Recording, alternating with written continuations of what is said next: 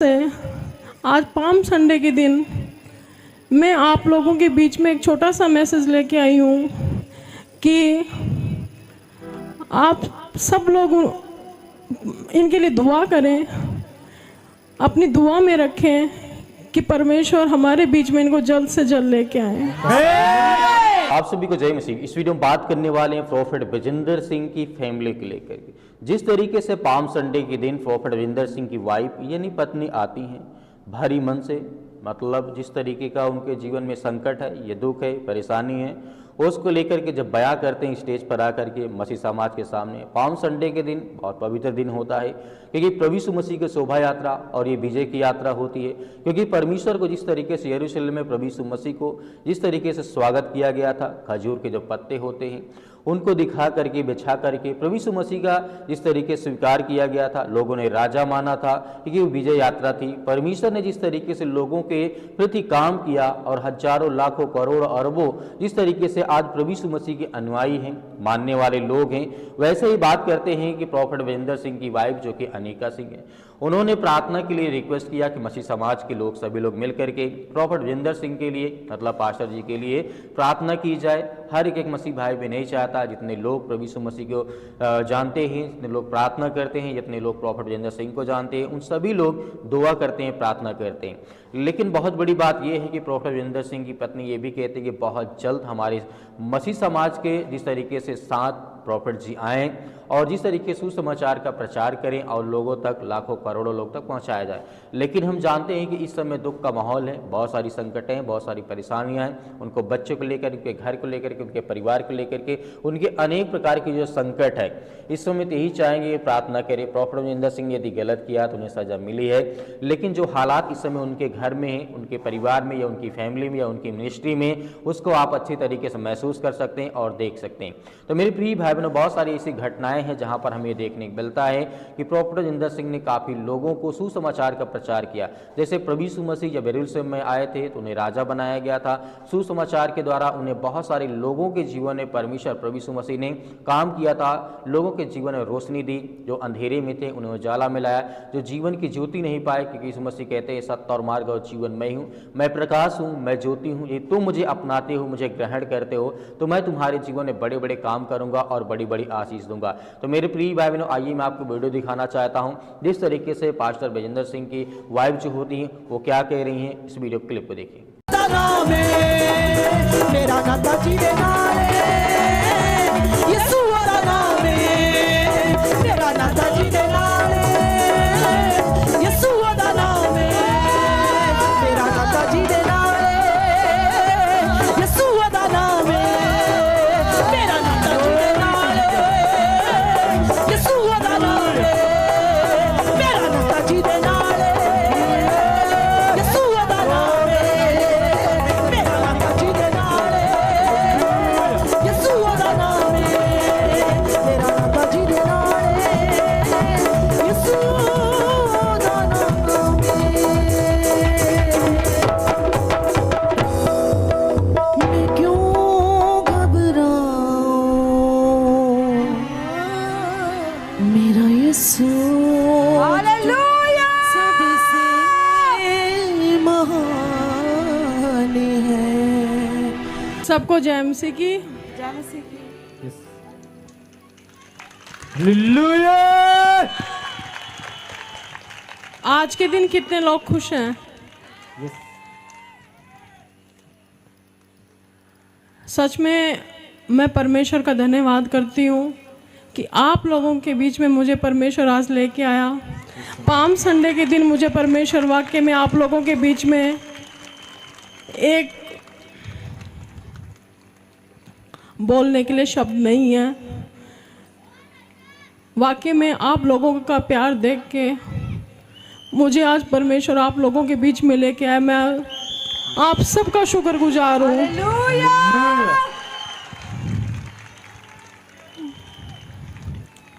मेरी आप लोगों से एक ही रिक्वेस्ट है, आप सब लोग प्रोफेट जी के लिए आप दुआ करें। कितने लोग चाहते हैं कि परमेश्वर उनको जल्द से जल्द हमारे बीच में लेके आए। आप लोगों की दुआ से आज पाम संडे के दिन मैं आप लोगों के बीच में एक छोटा सा मैसेज लेके आई हूँ कि आप सब लोग इनके लिए दुआ करें, अपनी दुआ में रखें कि परमेश्वर हमारे बीच में इनको जल्द से जल्द लेके आए। मेरी बेटी एकता आप लोगों के बीच में एक मैसेज देगी और ये आपको बताएगी।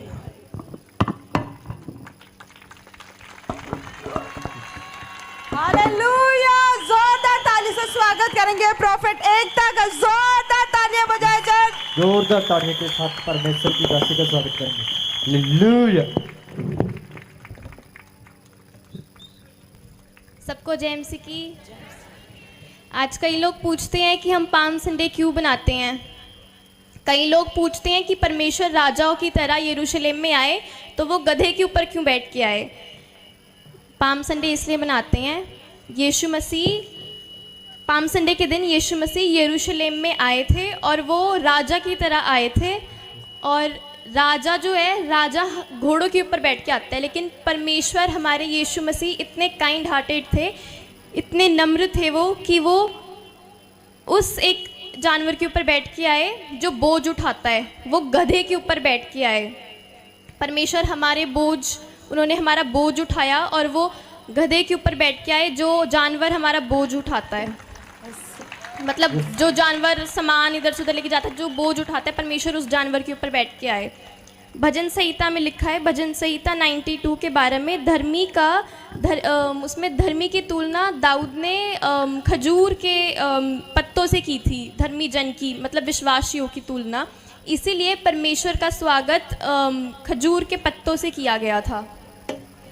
इसीलिए हम पाम संडे मनाते हैं।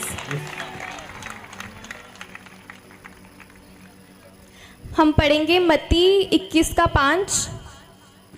हालेलुया। सियोन की बेटी से कहो, देख तेरा राजा तेरे पास आता है, वह नम्र है और गधे पर बैठा है, वरन लादू के बच्चे पर। आज कई लोग आपकी लाइफ में कुछ लोग हैं जो आपको कभी कभार बोलते होंगे तू गधा है। जब आप किसी कार्य, जब आप कोई काम करते हो, आप उसमें फेल हो जाते हो तो आपको लोग गधा बोलते हैं, या फिर आप किसी और को बोल देते हो गधा। तो आप निराश ना होएं कि आपको किसी ने गधा बोल दिया। अगर कोई आपको गधा बोल रहा है तो परमेश्वर को गधे की ज़रूरत है, क्योंकि परमेश्वर गधों के ऊपर बैठ के यरूशलेम के अंदर आए थे। हालेलुया। अगर आज आपको कोई गधा बोल रहा है तो आप निराश ना होएं, परमेश्वर को आपकी ज़रूरत है। आप परमेश्वर के भवन में आए, परमेश्वर के लिए फल लेकर आए। परमेश्वर आपको ज़रूर आशीष देंगे। आमीन। आज पाम संडे के दिन जैसे यरूशलेम के लोगों ने परमेश्वर का स्वागत किया, जब परमेश्वर यरूशलेम में गए थे, गधे पे बैठकर उनका स्वागत किया। पाम की लीफ से जब परमेश्वर का स्वागत किया यरूशलेम में, आसमान और बादल ने होसना के नारे लगाए। आप भी लगाओ होसाना। जैसे आपने इस वीडियो क्लिप में देखा कि अनिका सिंह का क्या कहना है, जो कि हम जानते हैं उनके 3 बच्चे हैं, एक बेटा और 2 बेटी हैं। उनके घर में तो दुख ना कहीं तो है ही है, ये लोग आप अच्छी तरीके से जानते हैं। तो मेरे प्रिय भाई बहनों, हम चाहते हैं कि उनके बच्चे हैं, उनके बेटे और बेटियां हैं, उनके जीवन के लिए हम प्रार्थना करें, उनके वाइफ के लिए, उनके घर के लिए, उनकी मिनिस्ट्री के लिए। प्रोफेट विजेंद्र सिंह ने यदि गलत किया है तो उनको सज़ा मिली है, लेकिन परमेश्वर न्याय करने वाला है, वो देखने वाला है, क्योंकि हर एक मसीह भाई बहन परमेश्वर के सामने घुटना टेकेगा। क्योंकि परमेश्वर का वचन कहता है, दुनिया संसार में जो भी कुछ होता है सुसमाचार के द्वारा उनके जीवन में जो भी समस्याएं हैं, जो परेशानियां हैं, बहुत सारे वचन हैं जो कि बाइबल हमें देखने को मिलते हैं। परमेश्वर का वचन यहाँ पे क्या कहता है, मैं यहाँ पढ़ना चाहूँगा। जैसे यहाँ पे परमेश्वर का वचन कहता है यशायाह के द्वारा अध्याय 4 41 और वचन नंबर 10 में प्रभु का वचन यहाँ पे कहता है, मत डर क्योंकि मैं तेरे संग हूँ, निराश ना हो क्योंकि मैं तेरा परमेश्वर हूँ, मैं तुझे दृढ़ करूँगा, हाँ मैं तेरी सहायता करूंगा, मैं अपने धर्म दाहिने हाथ से मैं तुझे संभाले रहूंगा। यहाँ पे प्रभु यीशु मसीह कहते हैं कि मत डर, विश्वास रख। यदि जीवन में कोई संकट आए, कोई मुसीबत आए, कोई परेशानी आए, कोई दिक्कतें जब आती हैं तो हमें विश्वास रखना है कि परमेश्वर का वचन कहता है 365 बार प्रभु यीशु मसीह ने कहा, जितने साल में दिन होते हैं उतने बार प्रभु यीशु मसीह ने कहा है, वचन में लिखा हुआ है कि मत डर, भरोसा रख और विश्वास रख कि मैं तेरे संग हूँ, इधर उधर मत ताक कि मैं तेरा जिंदा जीवित यहोवा परमेश्वर हूँ।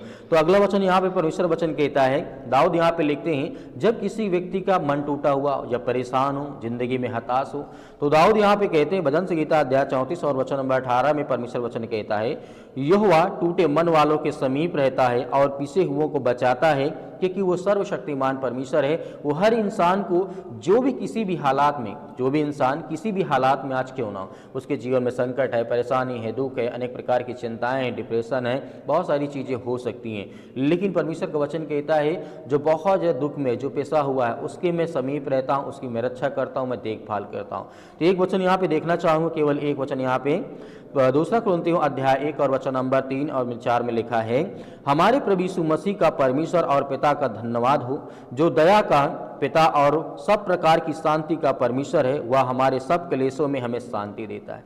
तो मेरे प्रिय भाई बहनों, हमें हर प्रकार के क्लेशों में, हर प्रकार के संकट में हमें वो शांति देता है, हमें ब्लेसिंग करता है, हमारे जीवन की रक्षा और सुरक्षा करता है। तो आज हमें डरना नहीं चाहिए, विश्वास रखना चाहिए और बड़े मन को लेकर के, अच्छाइयों को लेकर के हमें आगे बढ़ना चाहिए। अपने परिवार के लिए, अपने घर के लिए हमें प्रार्थना करना चाहिए। और आप सभी से निवेदन करना चाहूँगा कि आप प्रॉफेट विजेंद्र सिंह के परिवार के लिए, उनके बच्चों के लिए, उनके फैमिली के लिए, सभी के लिए दुआ करें, ताकि जो भी उनके मन में जो इस समय निराशा है, चिंताएँ हैं, क्लेश है, संकट है, दुख है, परेशानियाँ हैं, उसको प्रभु दूर कर सके और उनको वो सामर्थ्य दे, ताकत दे, ताकि वो आगे चल करके अच्छे कार्य कर सकें, अच्छे काम कर सकें। तो आपकी क्या विचार है? आपका जो आपके मन में विचार आ रहे हैं हमें कमेंट बॉक्स में कमेंट करके जरूर बताइएगा कि आप प्रॉफेट विजेंद्र सिंह के परिवार के, उनके फैमिली के, उनके बच्चों के लिए, उनके बेटी और बेटियों के लिए आप प्रार्थना करते हैं तो हमें अवश्य बताएं। प्रभु आपके परिवार को बहुत सारी आशीष दें। आमीन।